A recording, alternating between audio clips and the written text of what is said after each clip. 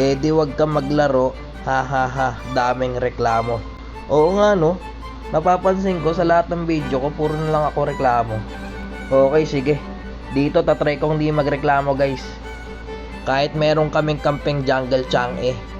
Magiging mabait tayo ngayon guys. Kasi dapat nagtitiwala tayo sa mga random. Yung mga katulad na ganyan, jungle Chang'e. Malay mo naman, siya yung magpanalo dyan guys. Diba? Kaya hindi natin yan papakialaman sa trip niya guys. Hindi tayo magre-reklamo sa laro na to guys. Sinusumpa ako yan. Grabe naman yun, ayaw na ako buhayin. Tsaka bakit nga ba ako magre-reklamo, no? Wala rin naman ako mapapala dyan. Masasayang lang yung galit ko dyan, Brad. Eh no, nakakuha pa siya ng turtle guys. Ito lang pala yung sagot eh. Magtiwala ka lang sa mga kakampi mo. Ayun lang, kinatya niya. Ayos lang yon, tiwala ako dyan Brad. Dapat nga yung mga ganyan, dapat pinagmamalaki natin yan guys. Kasi gumagawa sila ng panibagong meta. Diba? Grabe, sakit naman nun. Shoutout pala dito sa Leslie na kalaban namin guys. Pinagwa one hit kami. Walang ngaya. Grabe yung Leslie dito Brad. 7 minutes pa lang guys, oh. Quarantine na kami. Ayan, tama yan. Mag-ulti ka sa walang kalaban. Okay, patay na naman siya. Pero ayos lang yan. Sabi nga nila, kaysa trash talkin mo, suportahan mo na lang.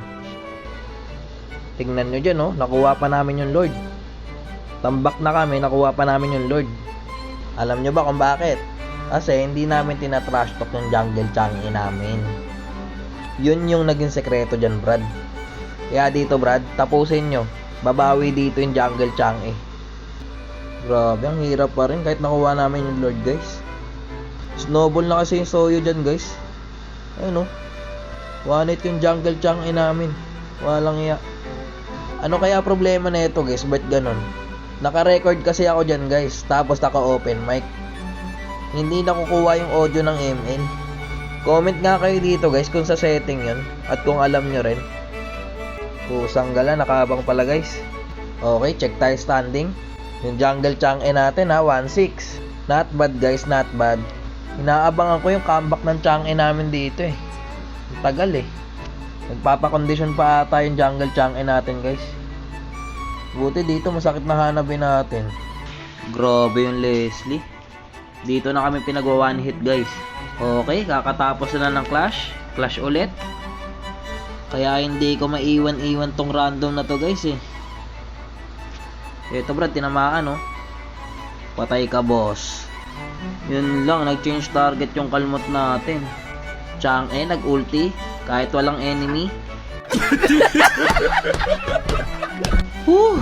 Easy lang, easy lang, easy lang. Bawal tayo magreklamo guys. Kailangan chill lang tayo. Ang tagal mambalasa ng Chang'e namin ah. Ito na, masakit na Leslie dito Brad. Pinagwa one hit na mga kampi ko dyan Brad. Hindi ko rin siya matamaan guys, ang likot eh. Tinatry ko dyan tamaan. Kaso ang likot. Ba't kasi SS lang SS ng Chang'e? Hindi naman tumatama sa kalaban. Walang iya yan. Patay kayo dyan Leslie oh. 2 hits lang yung Chang'e Brad oh. Paano na ngayon yan Brad? Walang iya.